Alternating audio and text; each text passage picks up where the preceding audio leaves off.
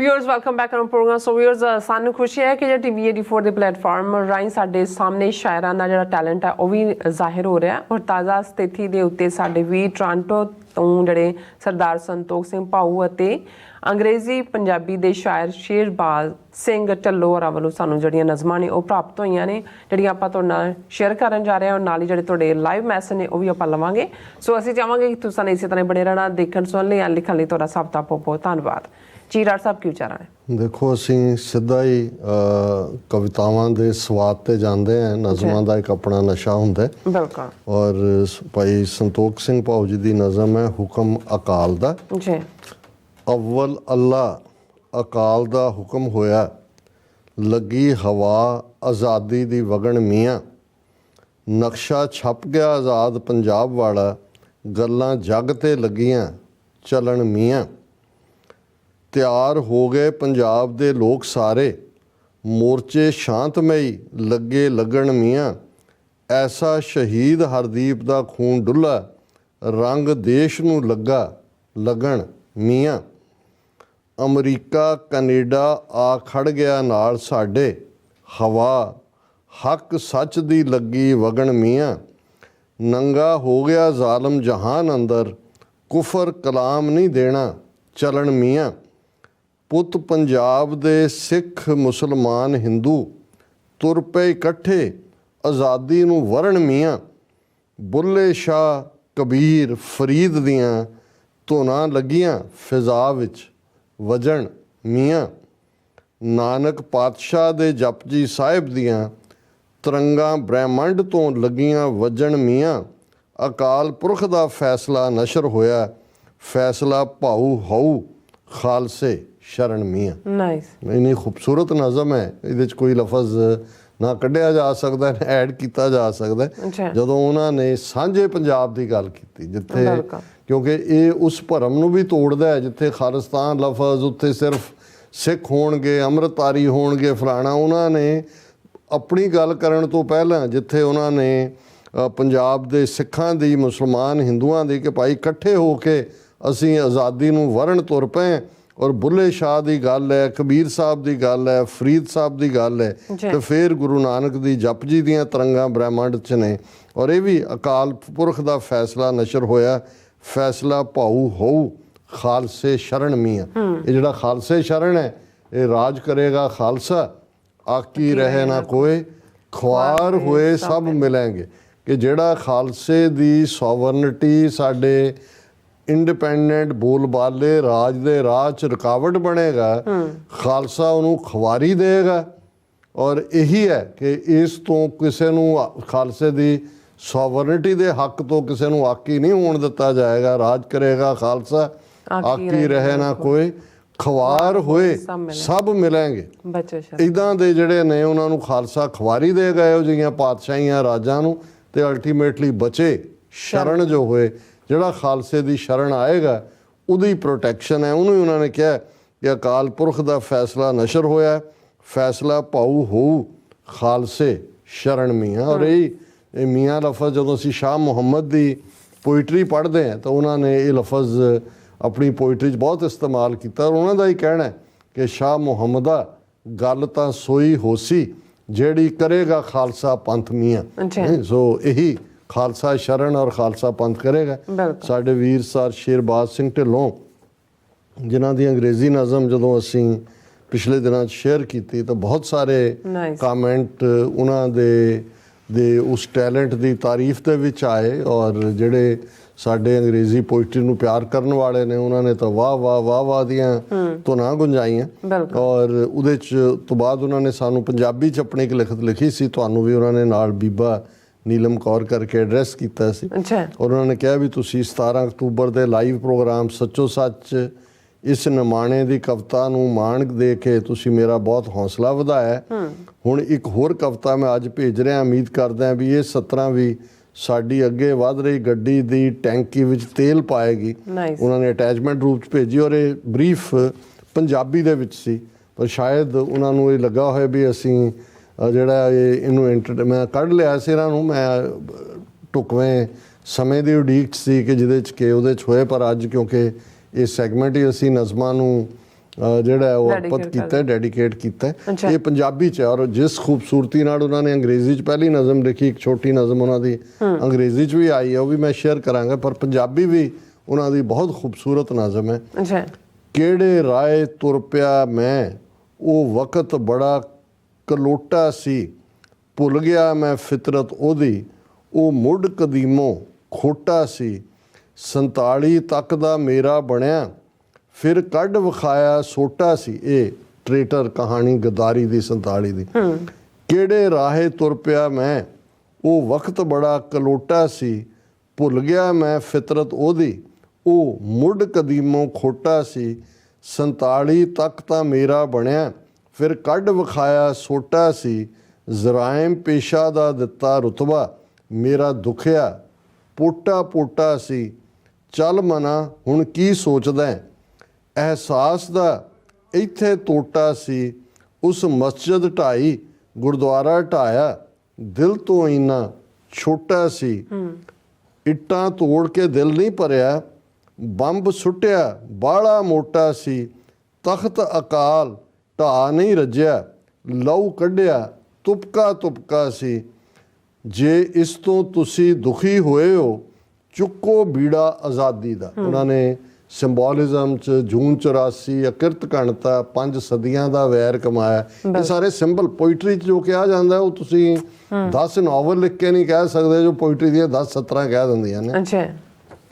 ਜੇ ਇਸ ਤੋਂ ਤੁਸੀਂ ਦੁਖੇ ਹੋਏ ਹੋ, ਚੁੱਕੋ ਬੀੜਾ ਆਜ਼ਾਦੀ ਦਾ, ਇਸੇ ਨਾਲ ਹੀ ਅੰਤ ਹੋਣਾ ਹੈ, ਸਿੰਘੋ ਤੁਹਾਡੀ ਬਰਬਾਦੀ ਦਾ, ਅੱਖਾਂ ਖੋਲੋ ਵੋਟਾਂ ਪਾ ਲਓ, ਰਾਹ ਫੜੋ ਇਨਕਲਾਬੀ ਦਾ, ਇਸ ਤੋਂ ਬਿਨਾਂ ਗੱਲ ਨਹੀਂ ਬਣਨੀ, ਮੌਸਮ ਆਇਆ ਆਜ਼ਾਦੀ ਦਾ। ਸੋ ਇਹਨਾਂ ਦੀ ਖੂਬਸੂਰਤ ਨਜ਼ਮ ਹੈ ਔਰ ਅੰਗਰੇਜ਼ੀ ਦੀ ਨਜ਼ਮ ਜਿਹੜੀ ਬਹੁਤ ਖੂਬਸੂਰਤ ਹੈ। ਔਰ ਇਨ ਪੰਜਾਬ's fields where hopes once bloomed, India's false promises like shadows loomed, extended freedom, a dream so bright, but broken vows cast endless night। ਇਹ ਕਿ ਅਸੀਂ ਸਿੱਖਾਂ ਨੂੰ ਭਾਰਤ ਦੇ ਉੱਤਰ 'ਚ ਇੱਕ ਖਿੱਤਾ ਦਿਆਂਗੇ ਤਾਂ ਕਿ they may also be able to experience the glow of freedom। in Punjab's fields where hopes once bloomed, Punjab ਦੇ ਖੇਤਾਂ ਜਿੱਥੇ ਕਦੇ ਆਸਾਂ ਦਾ ਫੁੱਲ ਜਿਹੜੀ ਹੈ ਉਹ ਬਲੂਮ ਕਰਦੇ ਸੀ। India's false promises like shadows loomed, ਝੂਠੇ ਵਾਅਦੇ ਉਹ ਪਰਛਾਵਿਆਂ ਵਾਂਗ ਜਿਹੜੇ ਨੇ ਉਹ ਪਿੱਛਾ ਕਰਦੇ ਨੇ। extended freedom, a dream so bright, but broken vows cast endless night, ਜਿਹੜੇ ਉਹ ਵਾਅਦੇ ਜਿਹੜੇ ਕਦੇ ਵਫਾ ਨਹੀਂ ਹੋਏ ਉਹ ਤੁਹਾਡੀਆਂ ਰਾਤਾਂ ਨੂੰ ਵੀ ਜਿਹੜਾ ਤੁਹਾਨੂੰ ਪਰੇਸ਼ਾਨ ਕਰਦੇ ਨੇ। waters that flowed so pure so clear, now stained with deceit breeding fear, soil once fertile now scattered and worn, human power silenced, dreams were torn। ਜਿਹੜੇ ਕਦੇ ਪੰਜਾਬ ਦੇ ਪਾਣੀ ਜਿਹੜੇ ਬਿਲਕੁਲ ਨਿਸ਼ਕਪਟ ਸਾਫ਼ ਨਿਰਮਲ ਵਗਦੇ ਸੀ, ਹੁਣ ਉਹਨਾਂ ਪਾਣੀਆਂ ਦੇ ਵਿੱਚ ਧੋਖਾ ਹੈ, ਇੱਕ ਖੌਫ ਭਰਪਾ ਕੀਤਾ ਗਿਆ। ਜਿਹੜੀ ਧਰਤੀ ਬਹੁਤ ਉਪਜਾਊ ਬਹੁਤ ਫਰਟਿਲ ਸੀ, ਜਿਹੜੀ ਜ਼ਰਖੇਜ਼ ਸੀ, ਹੁਣ ਉਸ ਦੇ ਉੱਤੇ ਧੱਬੇ ਨੇ, ਉਸ ਨੂੰ ਜਿਹੜਾ ਹਿਊਮਨ ਪਾਵਰ ਨੂੰ ਚੁੱਪ ਕਰਾ ਦਿੱਤਾ ਗਿਆ।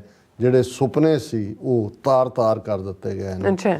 Waters that flowed so pure so clear, now stained with deceit breeding fear, soil once fertile now scarred and worn, human power silenced, dreams were torn, youth the strength, the nation's might, trapped in chains, robbed of their flight, industries once thriving now decay, in Punjab struggle they lost their way। ਕਿ ਉਹ ਨੌਜਵਾਨ ਜਿਹੜੇ ਕਿਸੇ ਵੀ ਕੌਮ ਦੀ ਖਿੱਤੇ ਦੀ ਤਾਕਤ ਹੁੰਦੇ ਨੇ, ਉਹਨਾਂ ਨੂੰ ਜਿਹੜਾ ਟਰੈਪ ਬੇੜੀਆਂ ਔਰ ਹਥਕੜੀਆਂ 'ਚ ਕੀਤਾ ਹੋਇਆ, ਉਹਨਾਂ ਦੀ ਇਮੈਜੀਨੇਸ਼ਨ ਜਿਹਦੇ ਥੱਲੇ ਉਹਨਾਂ ਨੇ ਅਸਮਾਨਾਂ ਨੂੰ ਦੀਆਂ ਉਡਾਰੀਆਂ ਲਾਉਣੀਆਂ ਸੀ, ਉਹ ਸਾਰੀਆਂ ਤੋਂ ਉਹਨਾਂ ਨੂੰ ਮਹਿਰੂਮ ਕਰ ਦਿੱਤਾ ਗਿਆ। ਜਿਹੜੀ ਪੰਜਾਬ ਦੇ ਵਿੱਚ ਕਦੇ ਇੰਡਸਟਰੀ ਜਿਹੜੀ ਕਿ ਬਹੁਤ ਤਰੱਕੀ ਕਰਦੀ ਸੀ, ਇਸ ਵੇਲੇ ਮੁਕੰਮਲ ਤਬਾਹੀ ਦੇ ਰਸਤੇ 'ਤੇ ਹੈ। क्योंकि सब कुछ ही सारे ही अपना रस्ता भुले ने।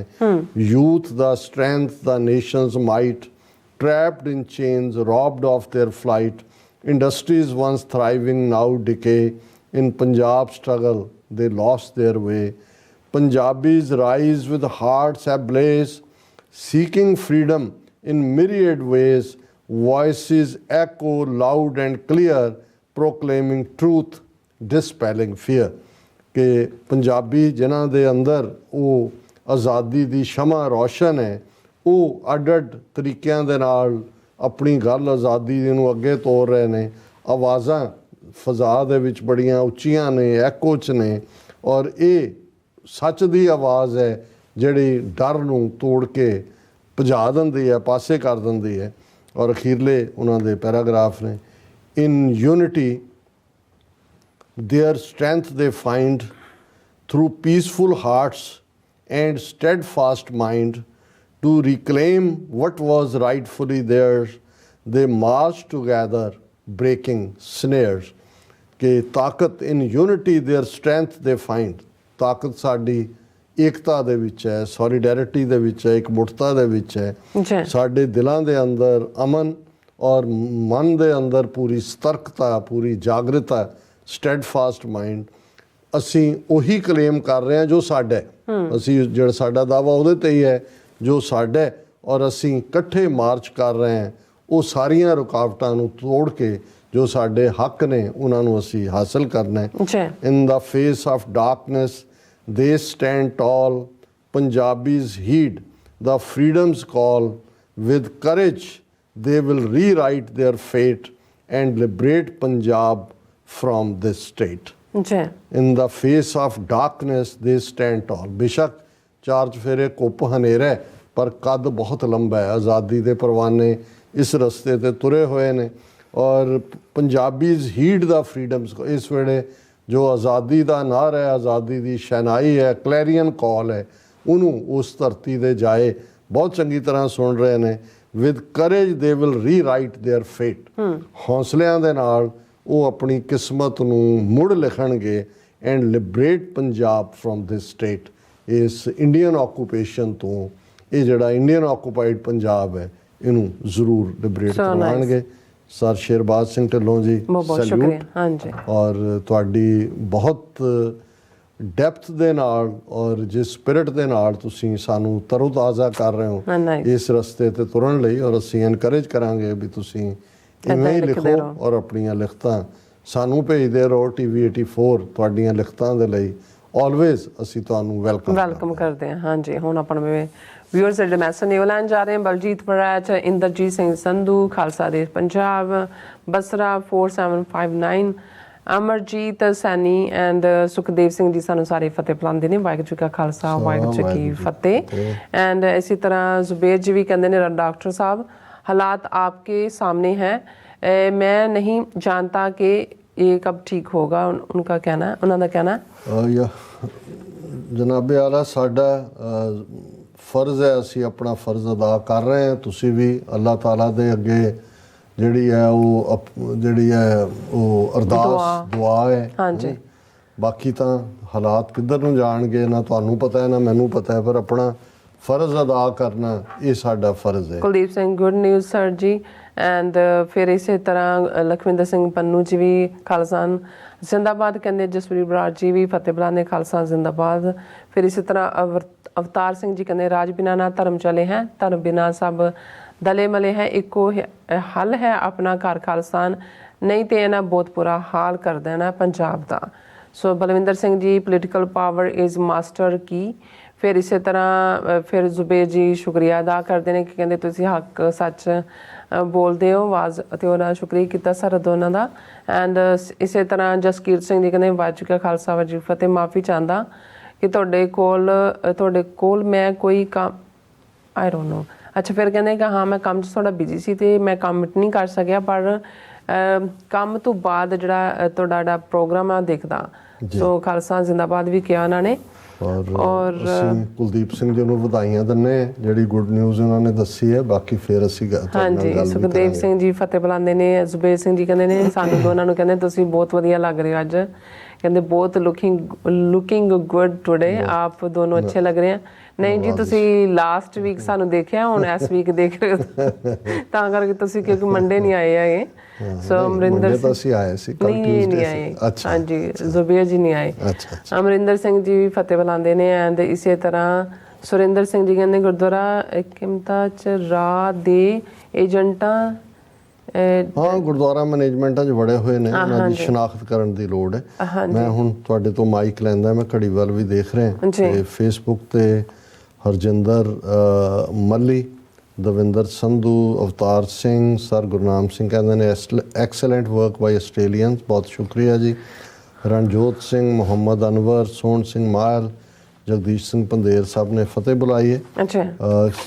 ਕਿਰਪਾਲ ਚੀਮਾ ਜੀ ਜਿਹੜੇ ਸਾਡੇ ਰੈਗੂਲਰ ਵਿਊ ਨੇ, ਲਿਖਦੇ ਵੀ ਨੇ, ਉਹਨਾਂ ਨੇ ਮਨੁੱਖਤਾ ਦੀ ਅਗਿਆਨਤਾ ਦੀ ਗੱਲ ਕਰਦਿਆਂ ਕਿਹਾ ਕਿ ਖਾਲਸੇ ਦਾ ਵਿਰੋਧ ਕਰਨਾ ਮਤਲਬ ਗੁਰੂ ਸਾਹਿਬ ਦੇ ਬਣਾਏ ਸਾਂਝੀ ਵਾਲਤਾ ਤੇ ਸਰਬੱਤ ਦੇ ਭਲੇ ਵਾਲੇ ਸਿਧਾਂਤਾਂ ਤੇ ਨਿਯਮਾਂ ਦਾ ਵਿਰੋਧ ਕਰਨਾ। ਖਾਲਿਸਤਾਨ ਦਾ ਵਿਰੋਧ ਕਰਨਾ ਮਤਲਬ ਗੁਰੂ ਸਾਹਿਬ ਦੇ ਬਖਸ਼ੇ ਬੇਗਮਪੁਰਾ ਰਾਜ ਦੇ ਸੱਚੇ ਸੰਕਲਪ ਦਾ ਵਿਰੋਧ ਕਰਨਾ।